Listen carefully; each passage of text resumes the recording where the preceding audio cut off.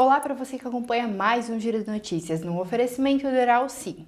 Hoje nós vamos falar sobre uma curiosidade, porque agosto é conhecido como o mês do cachorro louco e por isso nós estamos recebendo aqui no nosso estúdio a veterinária Sara Campos, que vai desmistificar um pouco sobre esse assunto. Seja bem-vinda, Sara. Obrigada pelo convite. Primeiramente, por que agosto então é conhecido como o mês do cachorro louco?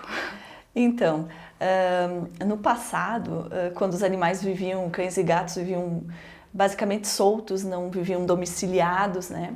Eles sofriam muitas influências do ambiente, né? Da luminosidade. Então, julho, agosto, esse veranico que acontece nessa época do ano, comumente coincidia com uma época de grande quantidade de cios de fêmeas, tanto as gatas quanto as cadelas.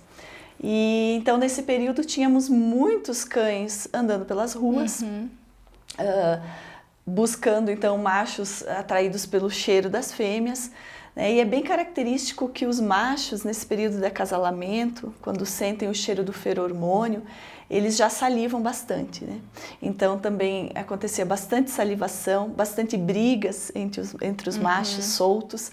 E então meio que se criou esse mito que era o mês do cachorro louco, né? E se associou com a doença da raiva, né? Claro que possivelmente acontecia muita transmissão da raiva devido ao contato, à briga, né? Então, é mais ou menos essa a história, né, do mês do cachorro louco. Mas afinal, o que é a raiva canina? Então, a raiva canina é uma doença transmitida por um vírus que ela acomete mamíferos, né? Não só cães, ela acomete gatos, acomete bovinos, cavalos, muitos animais silvestres. E quais são as formas de transmissão e os sintomas dessa doença? A gente tem, assim, didaticamente, né, a transmissão do vírus da raiva separado em alguns ciclos. Os mais conhecidos são o ciclo urbano, onde está envolvido cão, gato e os seres humanos, e o ciclo rural, onde estão envolvidos os morcegos, bovinos, herbívoros, cavalos.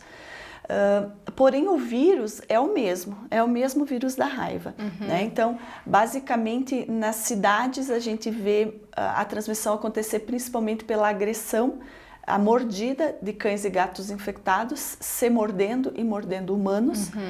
E no ambiente do interior, os morcegos hematófagos, principalmente, infectados, mordendo os animais e transmitindo, né?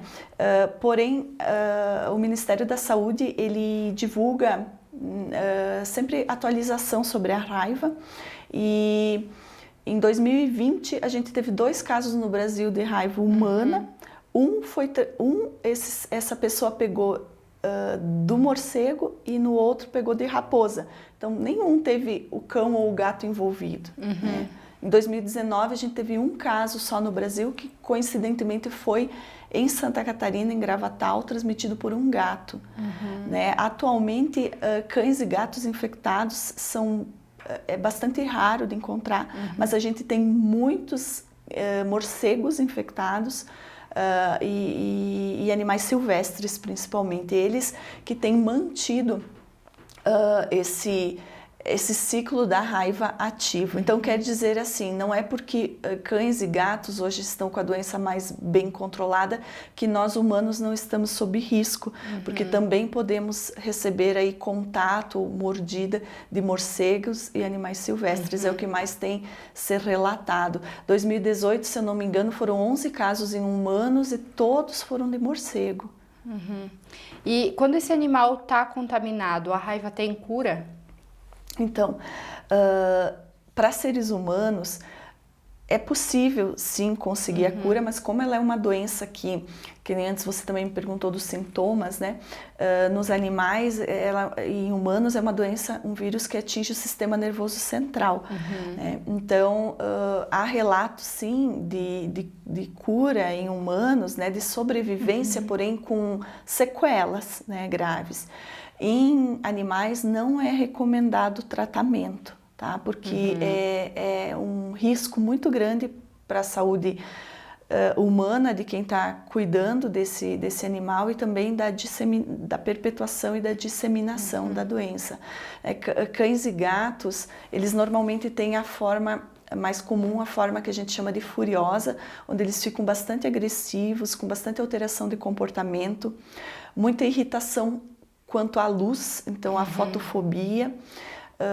Também eles salivam muito, né? Numa segunda fase, que eles entram na fase paralítica, onde toda a musculatura vai paralisando, aí há a paralisia dos músculos da face e há muita salivação nessa fase, né? E a transmissão ocorre pela saliva. Todos os tecidos do animal, eles estão com vírus, mas a glândula salivar e a saliva é onde tem a maior concentração. Então, o maior risco, sem dúvida, é na mordida. Também pode, né, eventualmente acontecer algo na lambedura, se você já tiver algum machucado na pele, né, mas precisa perfurar a pele para penetrar no tecido essa saliva contendo o vírus, né. Não tem o tratamento é uma dificuldade, mas há como prevenir a doença, certo? Sim, sem dúvida. Em relação aos animais, né, cães e gatos, existe a vacinação, né, todos os cães e gatos acima de 3 meses de idade é recomendada a vacinação anual, uma dose anual para todos esses animais. E é isso que tem feito cair muito o número no Brasil de cães e gatos doentes. Para humanos, né, a vacinação ela só existe para profissionais que estão sob risco de contaminação, né, então ela não é feita. Porém, existe a vacinação ou a imunoterapia com soro para pessoas que sofreram contato, né, que foram agredidas, né, daí essas pessoas passam por uma avaliação médica e pelo controle de zoonoses do município para serem encaminhadas para o devido tratamento. Ou seja, a prevenção é a melhor forma de evitar a raiva. Nessa doença, sem dúvida nenhuma, a única forma que temos, né?